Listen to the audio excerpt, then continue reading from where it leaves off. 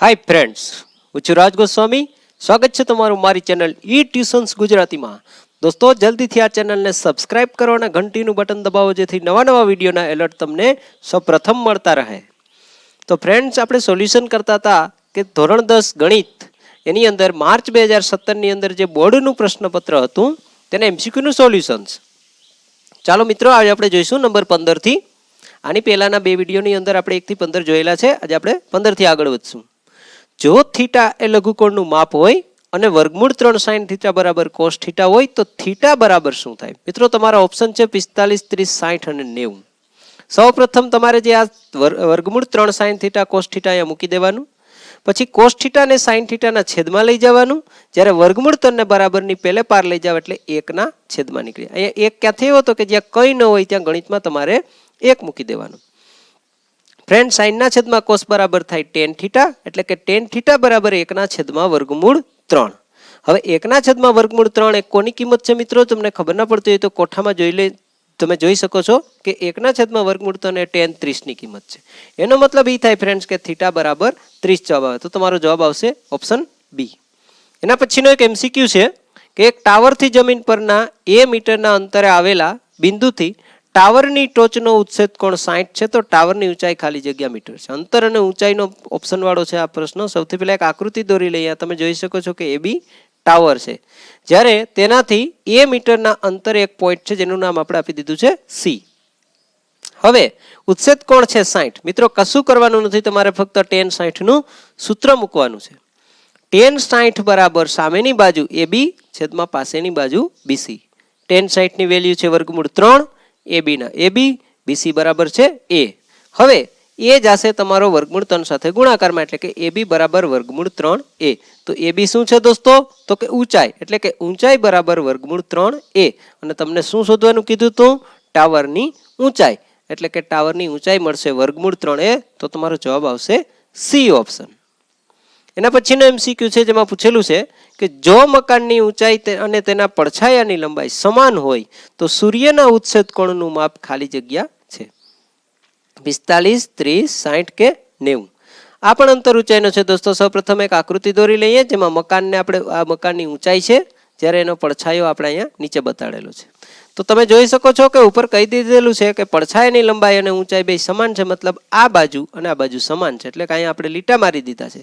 જો આ બંને બાજુ સમાન હોય દોસ્તો, તો તમને પણ ખબર હશે કે જ્યારે આ બંને બાજુ સમાન હોય ત્યારે આ ખૂણો અને આ ખૂણો એ બંને 45, 45 ના થાય. એટલે આપણે અહીં લખેલું છે કે સામેની બાજુ છેદમાં પાસેની બાજુ. તો કે ધારો કે આ ઊંચાઈ છે 1 અને પડછાયો પણ છે 1, એટલે 1/1. તો જવાબ આવશે 1. તો આપણે ટેનનું સૂત્ર મૂકો તમે, તો ટેનના ખાનામાં કેની વેલ્યુ 1 આવે છે? તો કે 45 ની. એટલે આપણે અહીં મૂકશું 45. પ્રશ્ન થાય કદાચ તમને કે ભાઈ ટેન જ શા માટે, સાઇન અને કોસ કેમ નહીં? તો તમને કહી દઉં મિત્રો કે ટેનનું જ સૂત્ર છે સામેની બાજુના છેદમાં પાસેની બાજુ. ઈ આપણે ટેનનું સૂત્ર છે, એટલા માટે આપણે ઈ સૂત્ર લીધું. એના પછીનો એક એમસીક્યુ છે જેમાં પૂછેલું છે ફ્રેન્ડ્સ કે સૂર્યનો ઉચ્છેદ કોણ સવારે 8 કલાકે આલ્ફા અને 10 કલાકે બીટા, તો ખાલી જગ્યા થાય. આ ટાઈપના પ્રશ્નમાં મિત્રો એક આકૃતિ દોરી લીધેલી છે આપણે, જેમાં આપણે અહીંયા ટાઈમિંગ બતાડેલું છે, ટાઈમલાઈન બતાડેલી છે. સવારે 8 કલાકે એટલે કે અહીંયા, પછી 10 કલાકે એટલે કે અહીંયા, અને પછી 12 કલાકે એટલે અહીંયા. 12 કલાકે અહીંયા કેમ મિત્રો આ બતાડેલું નથી આમાં, છતાં બતાડ્યું કેમ કે 12 વાગે સૂર્ય એકદમ સીધો હોય છે, એના કિરણો એકદમ સીધા પડે છે, એટલે કે એનો પડછાયો નથી પડતો એવી આપણે ધારણા કરીએ. ખરેખર પડછાયો પડે, પણ દાખલામાં આપણે એવી ધારણા કરીએ છીએ કે 12 વાગે સૂર્ય એકદમ સીધો હોય છે, એટલે કે એનો પડછાયો આમ સીધો પડશે. તો સવારે 8 વાગે એકદમ લોંગ હશે, પછી થોડોક ટૂંકો થશે, અને પછી 12 વાગે. તો તમે જોઈ શકો છો કે 8 વાગે આલ્ફા મૂકી દો, જ્યારે 10 વાગે બીટા. તો ફ્રેન્ડ્સ, એક વસ્તુ અહીંયા યાદ રાખજો, તમે જોઈ શકો છો આરામથી કે જેમ જેમ આ દિશામાં તમે જાઓ તેમ ખૂણાની વેલ્યુ નાની થતી જાય છે. એટલે આલ્ફા નાનકડો છે અહીંયા દેખાય છે, જ્યારે બીટા મોટો છે. એટલે આપણે અહીં લખી શકીએ કે આલ્ફા નાનો છે, બીટા એટલે નાનો મોટો. તો આ તમારો ઓપ્શન આવશે એ, આલ્ફા લેસ ધેન બીટા. પછીનો એમસીક્યુ છે દોસ્તો કે આકૃતિમાં બતાવ્યા પ્રમાણે એ બી બરાબર 11, બીસી બરાબર 13, એસી બરાબર 15, તો એક્સ વત્તા વાય વત્તા ઝેડ બરાબર ખાલી જગ્યા. તો ફ્રેન્ડ્સ, તમે જોઈ શકો છો કે એક્સ વત્તા વાય વત્તા ઝેડ આકૃતિ આ રકમમાં જ આપેલી છે. જવાબ અહીંથી સ્ટાર્ટ થાય છે. રકમમાં તમે જોઈ શકો છો જે મેં ગોળ રાઉન્ડ કરેલા છે એ આપણે શોધવાના છે. અહીંયા એક્સ અને આપી દીધેલો છે, અહીંયા વાય નથી આપેલો, અહીંયા વાય આપેલો છે. તો તમે જોઈ શકો છો કે જેટલી એડી હોય એટલી જ એએફ થાય, એટલે મેં અહીં બાજુમાં એક્સ લખી નાખ્યું. જેટલી અહીંયા બીઈ છે વાય, તો પણ બીડી પણ વાય થશે. જ્યારે અહીંયા તમે જોઈ શકો કે સીએફ ઝેડ છે તો ઈસી પણ ઝેડ થશે. મતલબ અહીંયા તમે જોઈ શકો છો કે એ બી બાજુનું માપ તમને 11 આપી દીધું, એટલે આપણે અહીં 11 મૂકેલું છે. એસી બરાબર 15 છે અને બીસી બરાબર 13 છે, જે રકમની અંદર ડેટાબેઝ આપેલો છે. મિત્રો આપણે આનો સરવાળો કરશું બધી બાજુનો કે એક્સ વત્તા વાય બરાબર 11, એક સમીકરણ બનશે. જ્યારે એક્સ વત્તા ઝેડ બરાબર કેટલા છે? 15. જ્યારે નીચેની બાજુ વાય અને ઝેડનો સરવાળો કેટલો થાય છે? 13. બસ આ 3 3 નો ઊભો સરવાળો કરી નાખો તો તમને દેખાય છે કે 2x છે, આ 2y છે અને 2z છે. એટલે 2x 2y 2z. આ બાજુ ત્રણેયનો સરવાળો થશે 39. હવે ફ્રેન્ડ્સ તમે આ ત્રણેયમાંથી સામાન્ય કાઢી લ્યો બગડો, તો કાઉન્સમાં વચ્ચે x વત્તા y વત્તા z બરાબર 39. બગડો જવા દો 39 ના છેદમાં, એટલે 39 ના અડધા થશે 19.5. યસ ફ્રેન્ડ, આવી ગયો તમારો જવાબ ડી ઓપ્શન 19.5. 20 નંબરનો એમસીક્યુ છે, જેમાં પૂછેલું છે તમને કે વર્તુળ P10 નો સ્પર્શક L એ વર્તુળને એ બિંદુએ સ્પર્શે તો પી એ બરાબર ખાલી જગ્યા થાય. મિત્રો અહીંયા એક આકૃતિ દોરેલી છે આપણે કે જેમાં એક સ્પર્શક બતાડેલું છે. સ્પર્શક ગમે ત્યારે આવે ત્યારે આવી આકૃતિ આવશે. ગોળ હશે વર્તુળ અને એની નીચે હશે સ્પર્શક. સ્પર્શક હંમેશા કોઈ એક જ પોઈન્ટને અડે, એટલે કે એલ છે એ સ્પર્શક છે. અહીંયા એ બિંદુ આપણે આપેલું છે, એ બિંદુ એ સ્પર્શે. તમારે શોધવાનું છે પી એ. તમે જોઈ શકો છો મિત્રો કે વર્તુળના કેન્દ્રમાંથી નીકળતી લીટી વર્તુળને ક્યાંય પણ અડે તો એની એ ત્રિજ્યા કહેવાય. એટલે કે આ પી એ શું છે? ત્રિજ્યા. તો ત્રિજ્યા કેટલી છે તમને આપી દીધું વર્તુળની અંદર, P10 ત્રિજ્યા. તો ત્રિજ્યા છે 10. એનો મતલબ કે પી એ બરાબર કેટલા થશે? 10. કેમ કે એ ત્રિજ્યા છે તો તમારો જવાબ આવશે 10 મિત્રો, ઓપ્શન ડી. એના પછીનો એક એમસીક્યુ છે 21 નંબરનો કે જેમાં નીચેની આકૃતિમાં રેખાંકિત ભાગનું ક્ષેત્રફળ શોધો. દોસ્તો આ થોડોક અટપટો લાગે છે એમસીક્યુ, પરંતુ એકદમ સરળ છે.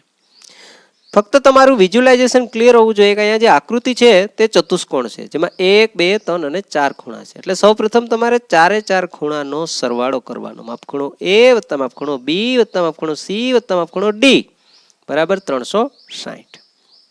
તમે જોઈ શકો છો કે એ બરાબર આપણે ખબર નથી એટલે એમને રાખશું. બી કેટલો છે? તો કે 90. સી કેટલો છે? 90. આ રકમની અંદર આકૃતિ આપેલી છે તેમાં આ બંને નિશાનીઓ હોય જ. આ કેટલો છે?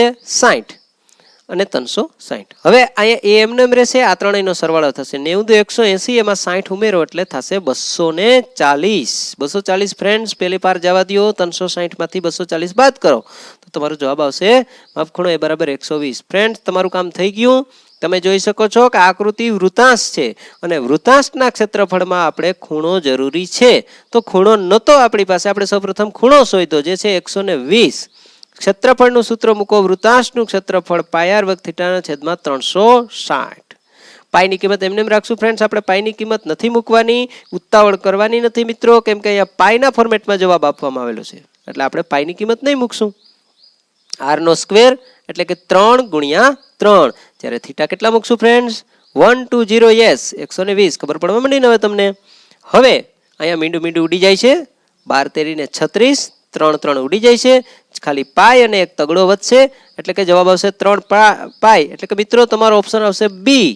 તો 3 પાયનો જવાબ. જરાય અટપટા નથી, એમસીક્યુ એકદમ સરળ હતા પરંતુ એકદમ થોડા ટ્વિસ્ટેડ કરીને પૂછેલા હતા એટલે ઘણા બધા મિત્રોને અઘરા લાગે છે. ગણિતના પેપરમાં ખાસ ધ્યાન રાખજો દોસ્તો, બેઠે બેઠા એમસીક્યુ કોઈમાંથી નહીં પૂછાય. બધા જ એમસીક્યુને ટ્વિસ્ટેડ કરીને પૂછશે, એક વાક્યવાળા પૂછાય તો પણ ટ્વિસ્ટેડ કરીને પૂછશે. કોઈ પણ વસ્તુ આમાં પૂછે, એક વાક્યવાળા પૂછાતા નથી મિત્રો, પણ કદાચ આ વર્ષેથી શક્યતા છે પૂછાવાની, હજી સુધી ફિક્સ નથી થયું. પૂછાય તો તમારે માનસિક રીતે તૈયારી રાખવાની છે એની કે આપણે એનું સોલ્યુશન કઈ રીતે કરશું. એટલે તમામ એમસીક્યુનું સોલ્યુશન કરીને આપું છું મિત્રો. હજી પણ વધારે એમસીક્યુના તમને જવાબ ના આવડતો હોય તો કોઈ પણ એમસીક્યુ તમે છે, કોઈ પણ દાખલા છે, તમે મને લખીને મોકલો, એનો સ્ક્રીનશોટ લઈને મને ઈમેલ કરી દો, હું તમને એનો જવાબ આપીશ જરૂર. તો મિત્રો આ ચેનલને જલ્દીથી લાઇક કરો, શેર કરો, કમેન્ટ કરો, તમારા મિત્રો સાથે ડિસ્કસ કરો. ના આવડતું હોય તો મને જણાવો, તમારું સોલ્યુશન જરૂર કરી દઈશ. વિડીયો જોવા બદલ ખૂબ ખૂબ આભાર મિત્રો. Thank you very much friends. By.